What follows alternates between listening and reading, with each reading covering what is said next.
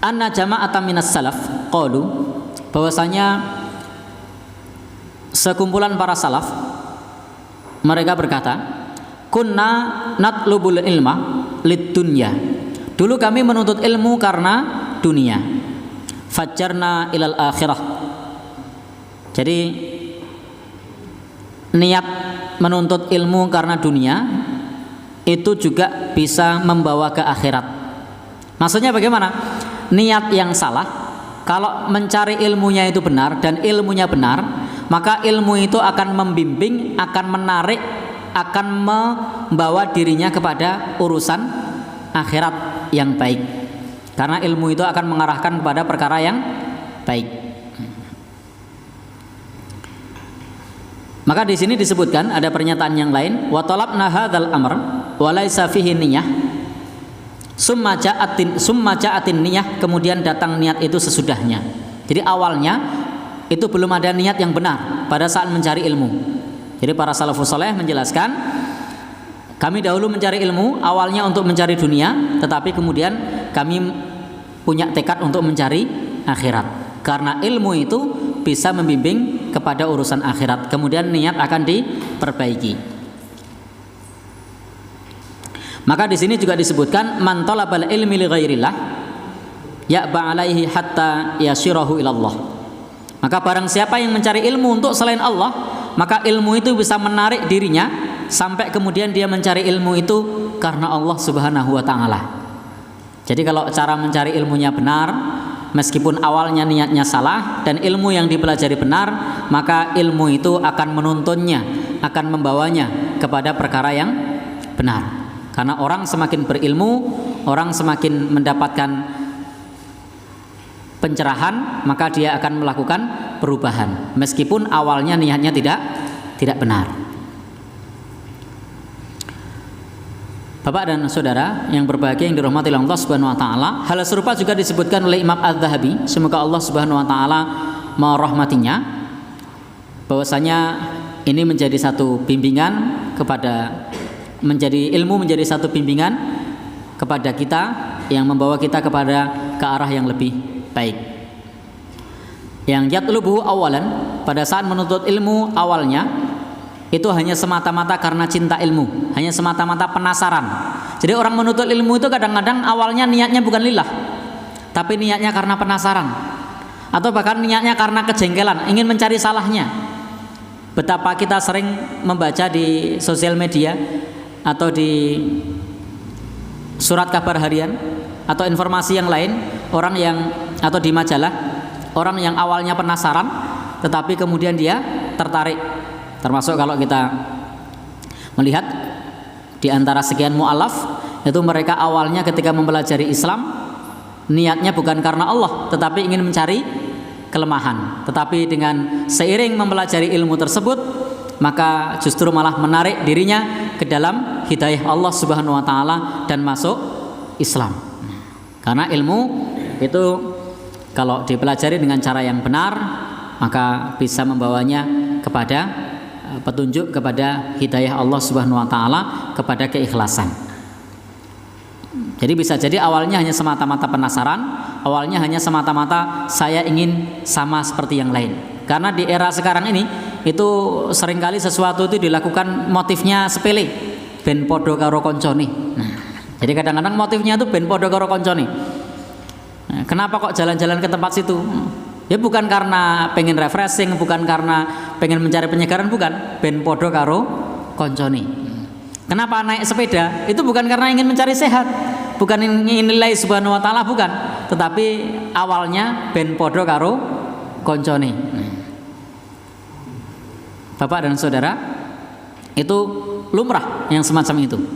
Jadi, tetapi kalau sudah terkait dengan masalah seperti ini, yang terkait dengan masalah ilmu, awalnya tidak lillahi Subhanahu wa taala, maka ilmu akan membimbingnya ikhlas karena Allah, bukan semata-mata karena ikut-ikutan.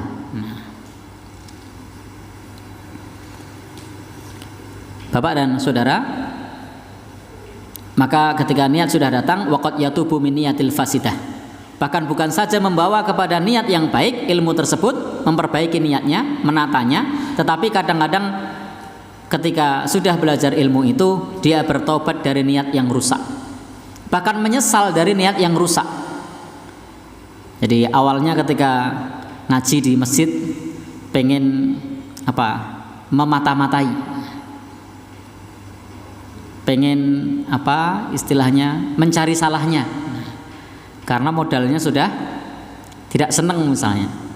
Tetapi kok lama-lama loh, kok begini, kok bener, sesuai Al-Quran, sesuai sunnah Nabi. Nah, kemudian berubah dari niat awalnya tersebut dan bertobat, kemudian menyesal.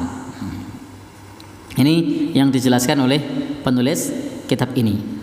Tetapi juga ada pula kalau dia tidak sampai kepada telaah yang dipelajari tersebut, itu tidak menambah kecuali kesombongan. Kemudian malah berkata, semakin bertambah ilmunya, lalu dia malah berkata, ana a'lamu min fulan, aku lebih baik dari fulan, saya lebih pintar, saya lebih bisa. Jadi begitu dia belajar ilmu, bukannya mendekatkan atau meluruskan niatnya, tapi kemudian mengatakan, aku yo iso kaya kae, aku yo pinter, saya juga lebih baik. Fabu dan lahu. Justru ini malah membuat jauh dari Allah Subhanahu wa taala.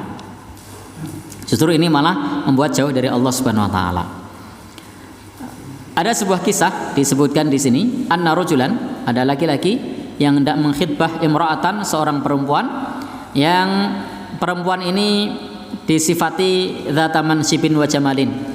Jadi perempuan ini dzatu mansibin wa jamalin, yang punya kedudukan, perempuan bangsawan, cantik jelita. Pada saat dilamar, karena fakirnya, karena tidak punya kedudukan sosial, maka kemudian dia ditolak. Maka pemuda ini kemudian fafakkara, maka kemudian pemuda ini berpikir biayil amroin, dengan dari arah mana dia mendapatkan kedudukan atau mendapatkan harta untuk bisa menikahi perempuan tersebut. Karena perempuan itu hanya mau menikahi orang yang kaya, berharta, atau orang yang punya status sosial. Abil mal, amil hasbi. Apakah mau menikahi perempuan tersebut dengan mencari harta yang banyak atau dengan kedudukan status sosial? Ini satu kisah. Maka dia memilih kedudukan sosial, yakni dengan mencari ilmu supaya menjadi kalangan yang